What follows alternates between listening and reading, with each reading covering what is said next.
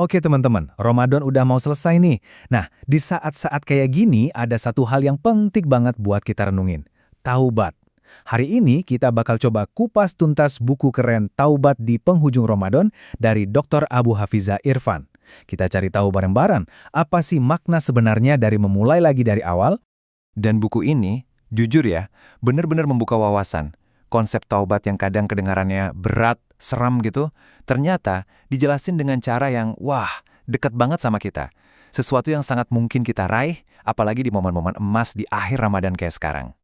Yuk kita mulai dari sebuah fakta yang paling mendasar, paling jujur. Sebagai manusia, ya kita semua pasti pernah salah. Gak ada yang sempurna kan? Dan buku ini bilang, itu tuh gak apa-apa. Itu titik awalnya. Justru dari pengakuan itu, dari kesadaran kalau kita nggak luput dari salah, pintu pemahaman jadi terbuka. Kita jadi ngerti kenapa taubat itu bukan cuma sekedar kewajiban, tapi sebenarnya sebuah proses yang indah banget.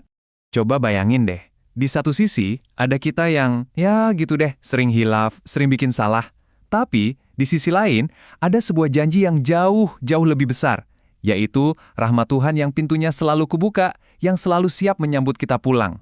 So, begitu kita sadar, aduh aku salah nih. Kita itu sebenarnya lagi berdiri di persimpangan jalan. Dan pilihannya, kata buku ini, cuma ada dua, nggak ada yang ketiga. Nah, coba perhatiin deh, cara buku ini membingkai pilihan itu. Ini keren banget. Ini bukan cuma soal pilih yang baik atau pilih yang buruk, bukan. Tapi pilihannya adalah antara kita meraih keberuntungan atau kita justru menzalimi, menyakiti diri kita sendiri. Dalam kan? Bahkan Al-Quran sendiri, seperti yang dikutip di sini, menegaskan hal ini dengan sangat jelas. Siapa yang nggak bertaubat, ya dialah orang-orang yang zolim. Artinya, kita menganiaya diri kita sendiri. Wah, ini perspektif yang benar-benar mengubah cara pandang loh. Oke, pertanyaannya sekarang, gimana dong caranya kita menempuh jalan pengampunan itu? Nah, disinilah buku ini ngenalin kita ke konsep intinya. Konsep yang luar biasa indah. Namanya taubat nasuha. Atau gampangnya, taubat yang sungguh-sungguh. Jadi, apa sih sebenarnya taubat nasuha itu? Ini bukan sekedar bilang, ya Tuhan, aku minta maaf. Enggak, jauh lebih dari itu. Ini soal komitmen total. Tekad yang murni dari dalam hati buat benar-benar berubah dan nggak balik lagi. Dan yang paling saya suka, konsep ini tuh nggak ngawang-ngawang. Praktis banget. Ada 4 syarat, 4 langkah yang jelas. 1, stop. Langsung berhenti dari perbuatan dosa itu. 2, nyesal. Benar-benar nyesal dari lubuk hati yang paling dalam. 3, bertekad kuat. Janji sama diri sendiri dan sama Tuhan buat nggak akan ngulangin lagi. Dan yang keempat, nah ini nih yang sering kali jadi tantangan. Langkah keempat ini teman-teman ngajak kita untuk melihat keluar. Karena dosa kita itu kadang nggak cuma urusan vertikal antara kita dan Tuhan. Seringkali dosa kita itu horizontal, nyangkut sama orang lain. Pesannya jelas banget. Kalau dosa kita itu ada sangkut pautnya sama hak orang lain, misalnya kita ambil barangnya atau ngerugiin dia secara materi, tobat kita belum tuntas kalau urusan sama dia belum beres.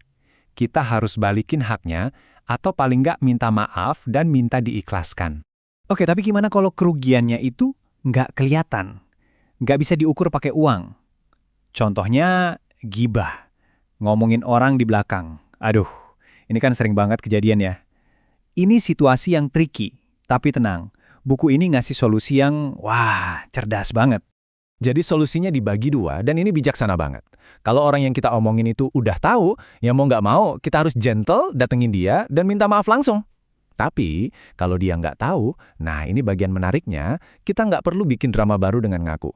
Caranya adalah, kita puji dia, sebut kebaikan-kebaikannya di forum atau di depan orang-orang yang sama di mana kita pernah ngomongin dia. Keren kan?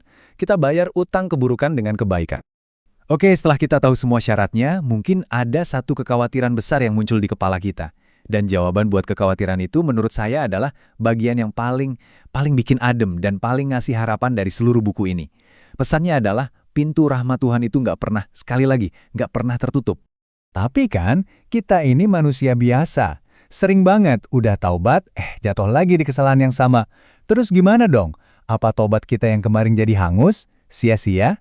Nah, ini ketakutan yang wajar banget, yang pasti pernah kita rasain. Dengerin deh kisah yang indah banget ini. Ada seorang hamba, dia berbuat dosa. Terus dia datang ke Tuhannya, bilang, "Ya Allah, aku udah berbuat dosa nih, ampuni aku ya." Terus dia ngulangin lagi dosanya, datang lagi minta ampun lagi. Ngulangin lagi ketiga kalinya, datang lagi minta ampun lagi. Dan apa jawaban Tuhan? Kira-kira begini, hambaku tahu kalau dia punya Tuhan yang maha pengampun, maka aku ampuni dia. Wow. Jadi yang dilihat itu bukan kita sempurna atau enggak, tapi kesadaran kita bahwa kita punya Tuhan untuk kembali. Itu kuncinya. Jadi, prinsipnya simpel banget teman-teman. Taubat kita yang pertama itu valid, sah, nggak batal. Kalau kita hilaf lagi dan ngelakuin dosa yang sama, ya kita tinggal tobat lagi aja untuk dosa yang baru ini. Setiap usaha untuk kembali itu dihitung. Jadi kesimpulannya apa? Pesannya sangat jelas dan penuh harapan. Selama nyawa kita belum sampai di tenggorokan, selama kita masih bisa bernafas, pintu untuk memulai lagi, pintu untuk lembaran baru, itu selalu terbuka lebar-lebar. Dan itu membawa kita ke titik ini, sekarang. Di sisa-sisa hari Ramadan yang sangat berharga ini, di saat pintu ampunan lagi dibuka selebar-lebarnya, pertanyaannya buat kita semua adalah, kesempatan emas ini mau kita apain?